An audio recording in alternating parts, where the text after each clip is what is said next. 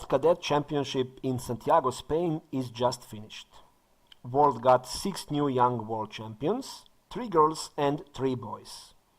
One of the boys deserves special attention, and today's story will be dedicated to him. That is Gukesh D, prodigy from India who got impressive result 10 out of 11 and became world champion in under 12 category. He made 10 impressive wins and only one loss against Russian prodigy Volodar Murzin, and he deserves definitely a credit for winning against world champion. Gukesh was born on May 29, 2006. He is already international master and he has 1 grandmaster norm. The youngest grandmaster in world chess history so far is Sergey Karjakin, who became grandmaster when he was 12 years and 7 months old. There are 3 players who has achieved grandmaster title before their 13th birthday, 7 players who did that before 14th birthday, and another 25 who became grandmasters before their 15th birthday. Gukesh is still in a chance to become youngest GM in a world chess history. He needs to gain 2 more GM norms till December 28, 2018. And actually, Gukesh has the chance. He will play again in Paracin, Serbia from December 3rd to 9th in GM round-robin tournament Orbis 2 2018, and after that in big international chess festival in Spain from December 14th till 23rd. If Gukesh is successful in both of these events, we will have new world record holder who will get GM title when he was 12 years, 6 months and 25 days old. I wish all success to Gukesh, and I hope that he will make it. Even if he doesn't make it, and even if he doesn't make this achievement, he will have very bright chess future. I met Gukesh in July 2018 in Paracin, Serbia, where he was playing in International Open Tournament. He was chasing his 2nd GM norm, and very quickly he became minion of chess audience and tournament participants.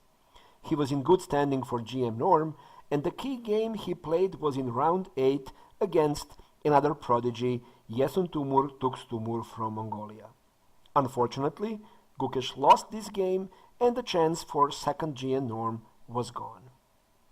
Let us now get back to just finished World Chess Championship, World Cadet Championship. Gukesh got 6 out of 6 in first 6 rounds, and his opponent in round 7 was exactly Mongolian prodigy Yesuntumur Tukstumur, who beat him in Parachin in July and stopped him in a way for reaching his 2nd GM norm. Payback time came 4 months later, and let us take a look at that game. In this very important game for Gukesh, he played as white, and he opened the game with knight f3. After c5, c4, knight c6, knight c3, e5, e3, knight f6, bishop e2, black played d5 in this position, which is a very solid move, and after cd5, knight d5, Gukesh didn't play the main continuation, which is bishop b5, and after knight c3, bc3, d6, e4, short castle, which is more theoretical position. Actually, instead of that, he played after knight takes d5, short castle, which is rare but solid continuation. Mongolian prodigy played bishop e6, and now probably d4 was the best move. After d4, cd4, ed4, knight c3, bc3, ed4, knight d4, knight d4, and cd4, it is true that white will remain with isolated queen pawn, but black is not developed well, and his king is still in the center. So this is definitely advantage for white. White has better development, space advantage, and good chances to play to win this game. Instead of d4 move, Gukesh played bishop to b5. Bishop d6, knight e4, very logical move, and now first big mistake for Yesuntumur Tukstumur from Mongolia. He actually delayed with castle and played knight c7. He played second time with his knight in the opening. Normally, we should play 2 or more times with the same piece in the opening only if we are forced to move the piece or if we win some material. That is why much better was to play short castle, and after bishop c6, bc6, b3, knight b4, the position is definitely around equal and black doesn't have big problems. Although these pawns on c-file are still a kind of weakness, black has good position at this moment. But instead of short castle, black played knight c7. And now Gukesh is immediately taking initiative. Bishop c6, b takes c6, and b3, preparing of course bishop to b2 and to attack both e5 and c5, which are weak pawns in black's position. The best move again was short castle. And after queen c2, bishop d5, and now it is a trick, some small trap actually. If white wins the pawn knight c5, that is not good because bishop takes c5, and after queen c5, bishop f3, gf3, queen g5 check, and after king h1, queen f6, defending his weakness on c6 and attacking f3, and black is completely okay in this position. Another option is not to take the pawn on c5 and to play bishop b2, but then simply bishop e4, queen e4, and knight d5, and white is a little bit better in this position after d3, but black can still play the game. Instead of playing short castle again, black delayed with that and played f5 move. This is actually very bad move, and this is another weakening of black's position.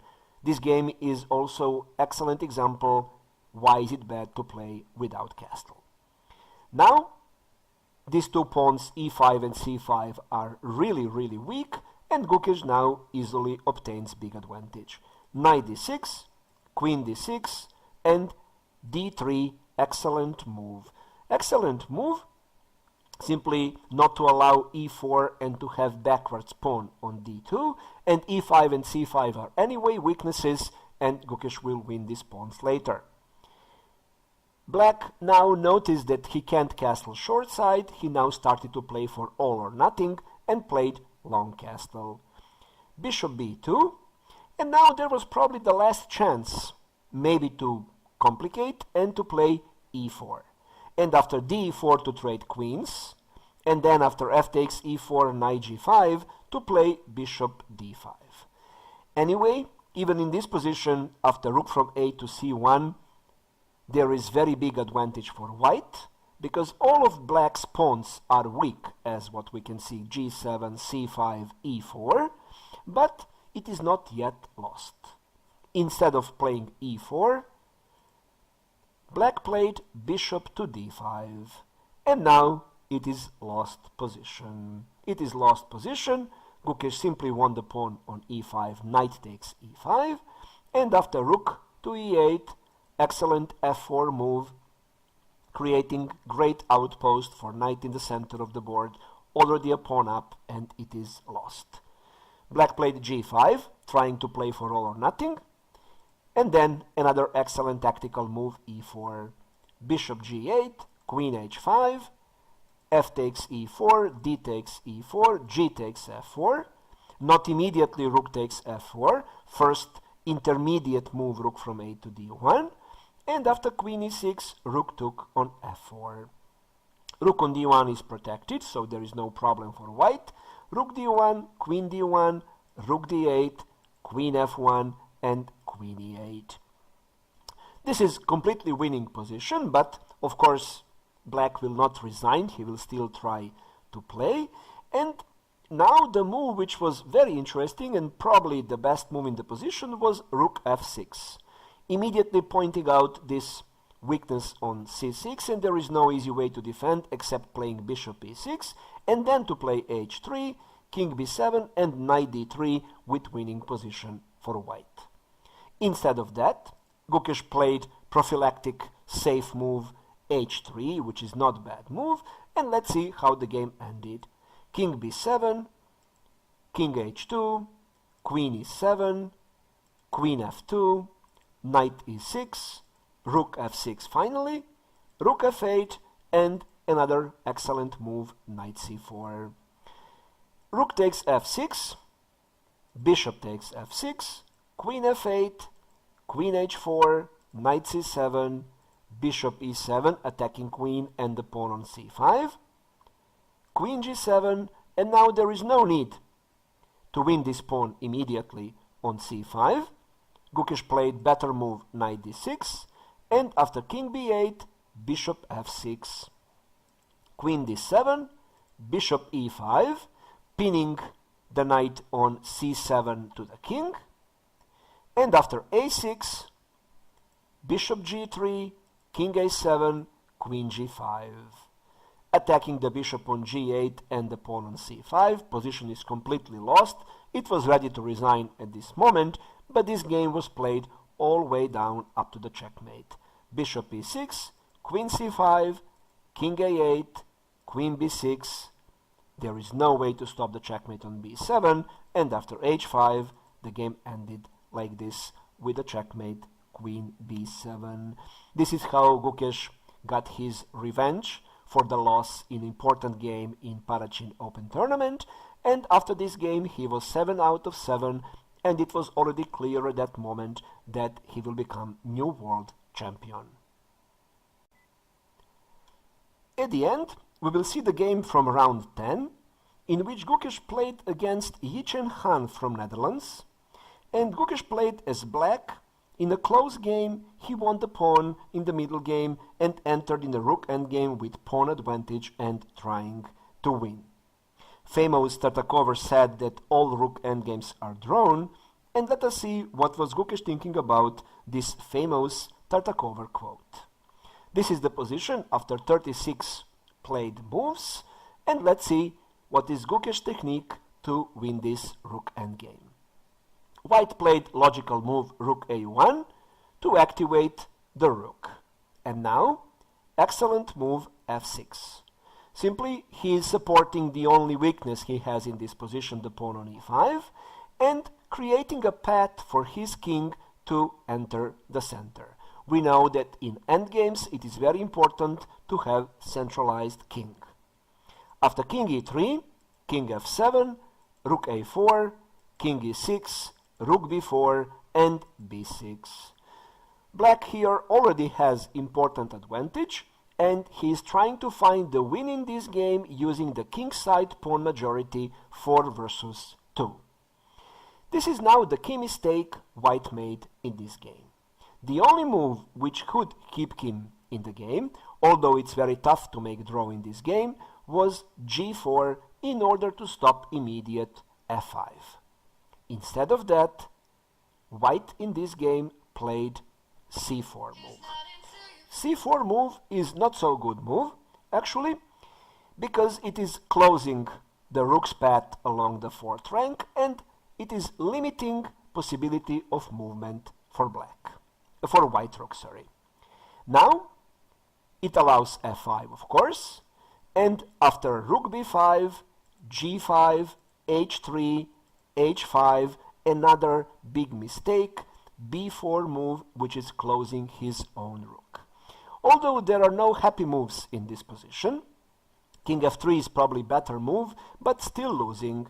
White can win like this: f4, king e4, rook d4 check, king f3, and not winning the pawn on c4, there is no need for that, simply king f5. And after rook b6, g4, hg4, ag4, king e2, now rook takes c4, and this is easily winning position because one of the kingside pawns will easily promote.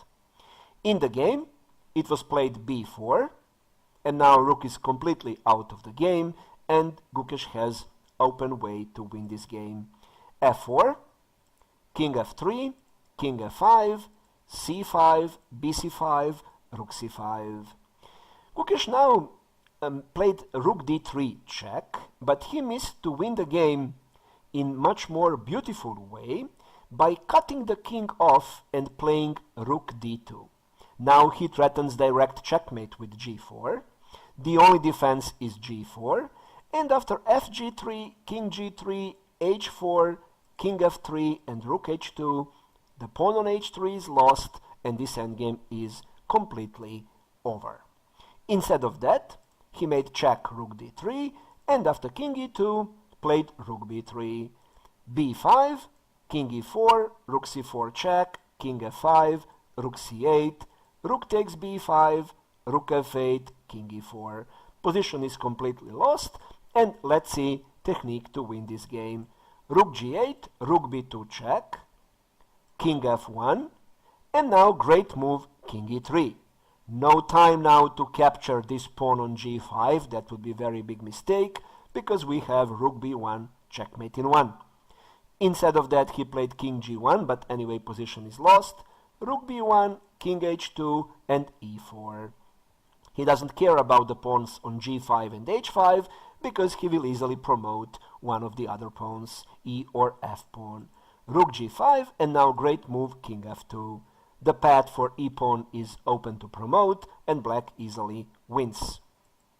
Rook f5, f3 great move, g takes f3, and after e3, it is clear that the pawn cannot be stopped.